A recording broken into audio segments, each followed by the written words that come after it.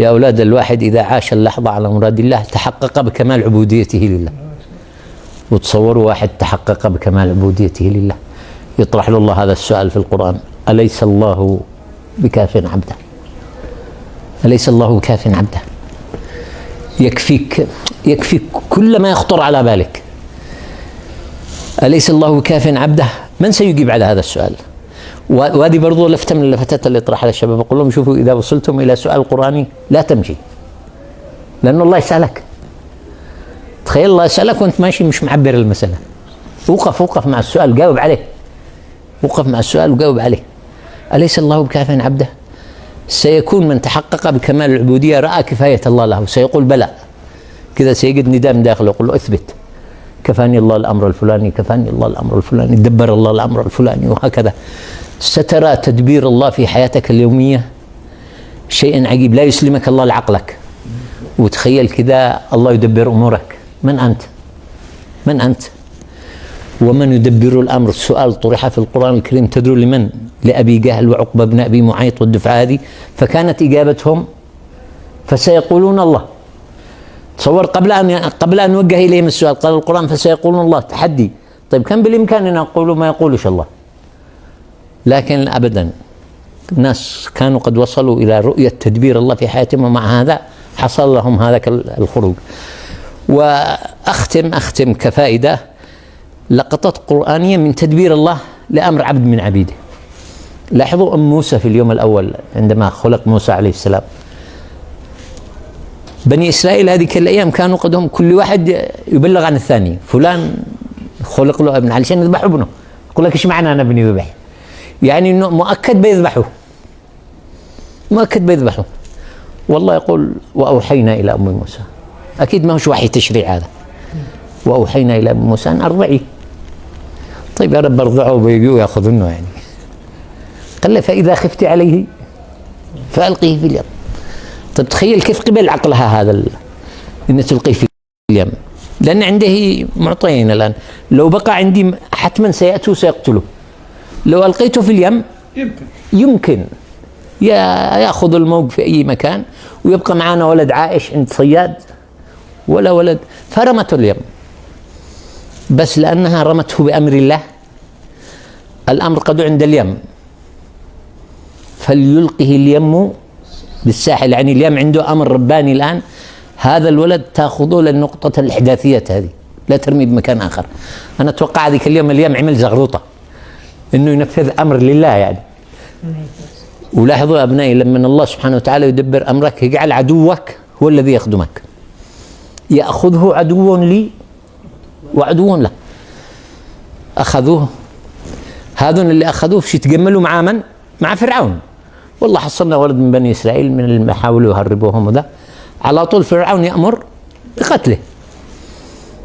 تتدخل زوجته: قرة عين لي ولك لا تقتله عسى أن ينفعنا أو يتخذه ولدا. قرأت القرطبي رحمه الله يقول القرطبي قال لها فرعون: قرة عين لك أما لي فلا. مسكين تعبان، فكان قرة عين لها يعني. الآن نجا من القتل. لاحظ التدبير الآن، نجا من القتل وهو في بيت فرعون، نجا من القتل. طيب ايش المطلوب؟ المطلوب طفل يرضعوه، بيجيبوا له مرضعات، لو رضع من اي واحده ما بيرجعش لامه. وحرمنا عليه المراضع. لاحظ التدبير الرباني الان، حرمنا عليه المراضع، وبتلقى في بزي واحده مننا لانه بنرجعك لامك. ما فيش، هذه ما فيش. طيب الولد هذا ايش نعمله؟ طبعا الامر عاد لم يخرج من القصر الان، ولا بالله عليكم ايش اللي بيوصل اخته لعنده؟ خلاص الولد هذا ما دام ما رضعش من احد يموت، ايش نفعله؟ القيت عليك محبة مني. تخيل الله يلقي المحبة في القلوب فرعون والطغاة هذوك. هذا الولد لازم يعيش. فيصل الخبر لاخته، وتصل اخته لعندهم: هل ادلكم على اهل بيت يكفلونه لكم وهم له ناصحون؟ فرجعناه لأمه. تخيلوا الصباح وهي خائفة من فرعون، وقبل الظهر وهي ترضع ابنها بأمر من فرعون وحراسة ومشقاية. هذا تدبير الله لعبده، هذا تدبير الله لعبده. ولما الله سبحانه وتعالى يدبر لك الأمر كما قلت لك، يجعل عدوك نفسه هو الذي يخدمك، يجعل عدوك نفسه هو الذي يخدمك. وأظن قصة التدبير واضحة تماما في قصة يوسف عليه السلام. يعني لاحظوا يوسف عليه السلام لو كان بقى مع أخوته إيش من نكد بيكون؟ لا يوسف وأخوه أحب إلى أبينا منا ونحن عصبة، الناس يشوفوا عضلاتهم. طيب إيش المطلوب؟ اقتلوا يوسف أو اطرحوه أرضا. يعني صح نحن سيئين بس عادوا مش إلى درجة القتل، نطرحه أرض. هذا تدبير رباني. شوفوا ليش؟ لأن الله مدبر له أنت ستكون لك شأن مش هنا، لو جلست هنا بتجلس يلا تصايح بقية العمر مع هؤلاء اللكعين. يعني أخذوا وعلى طول قرروا أنهم يرموا البئر. تصوروا يوسف عليه السلام لم يتكلم بكلمة. لماذا؟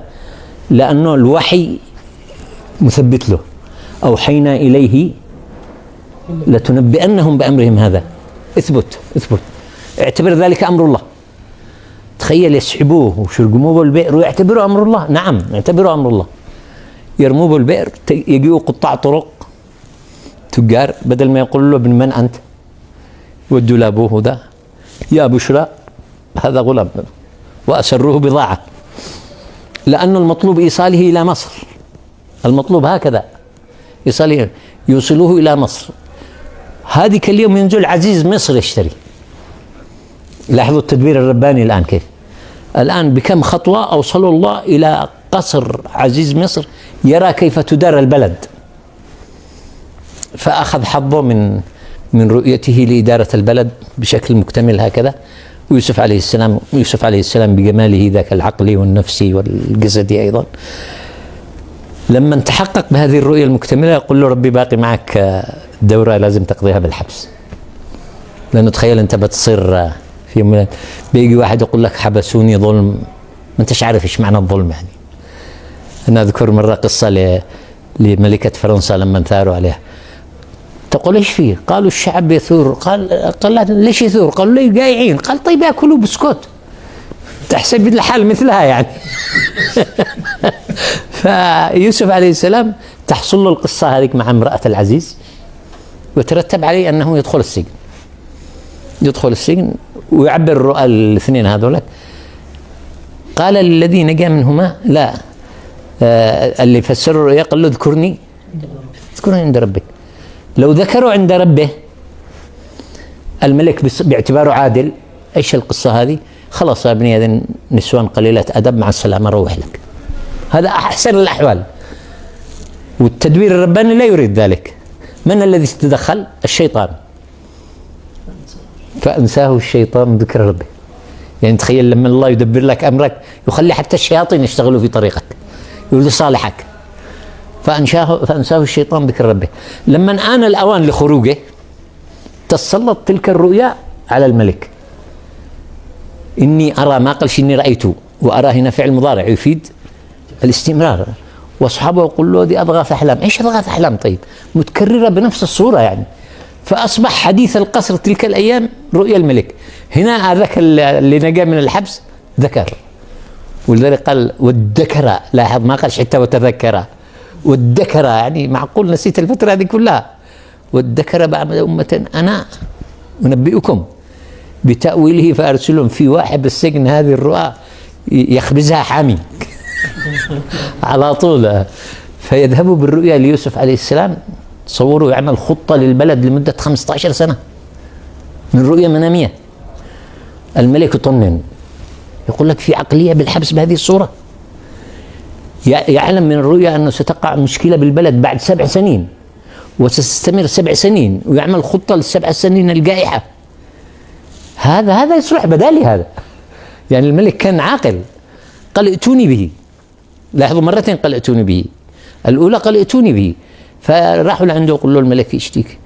يوسف عليه السلام من جلسته بالقصر يعرف طبيعة المكايدات السياسية، وهو ما فيش عنده إلا قصة النسوان هذيك اللي قد استخدمها أعداءه ضده يعني. فبدأ يبرئ ساحته من تلك القصة. والحقيقة النسوان طلعين رجال يعني. قالين ما علمنا عليه من سوء، احنا شفنا رجال تسقط شارع بغمزة، ولا ماذا حاولنا معه كل المحاولات هذا رجل لم نرى مثله يعني. وبالذات امرأة العزيز قالت أنا راودته عن نفسي وإنه لمن الصادقين. حصلت عنده التبرئة. لاحظوا الملك المرة الثانية إيش قال؟ ائتوني به أستخلصه لنفسي. هذا يصلح بدالي. هذا تصوروا تؤول إليه الأمور في البلد، ولم يذكر بعد هذا التمكين العزيز ولا الملك، آل الأمر كله إلى يوسف عليه السلام. هنا تدبير الله سبحانه وتعالى. ويا أبنائي، يرى الإنسان هذا التدبير متى ما وصل إلى التحقق بكمال عبوديته لله. وكمال عبوديته لله كما رأيتم هو كيف تعيش اللحظة على مراد الله. كذا في كل حدث تريد أن تتصرف، ليش؟ اسأل نفسك هذا السؤال، لماذا؟ والله ردة فعل، سيبهن كلهن كذا. اخضعي إنه الله يريد مني كذا. واحد رسله الله لعندك محتاج كذا، اعتبره إنه الله اللي رسله لعندك، وإلا سيعاتبك الله يوم القيامة. جعت فلم تطعمني. وما يعنيش إنه دخله النار، بس يقول له ما واصلتش السير يعني إلى كمال العبودية. يقول له كيف تجوع وأنت رب العالمين؟ قال له استطعمك عبدي فلان. يعني لو كنت متحقق بكمال العبودية بتقول هذا ربي رسله ولا عندي. ظمئت فلم تسقني. لو أطعمته لوجدت ذلك عندي، لو أسقيته لوجدت ذلك عندي. هذا أقل عندك. أما واحد مريض أنت ذهبت لعنده قال لك لوجدتني عنده. لاحظوا الفارق، النقلة. يعني إنه أما لو زرته لوجدتني عنده. تخيل واحد يزور مريض وهو مستحضر هذا المعنى الجميل، يخرج من زيارة المريض بفتح والله لا تستطيع أن تصفه. أقول قولي هذا وأستغفر الله لي ولكم ولسائر المسلمين. أظن الموضوع مكتمل وواضح بفضل الله تعالى. الله يكرمكم، وشكر الله لكم حسن إنصاتكم وأدب استماعكم. الله يكرمكم.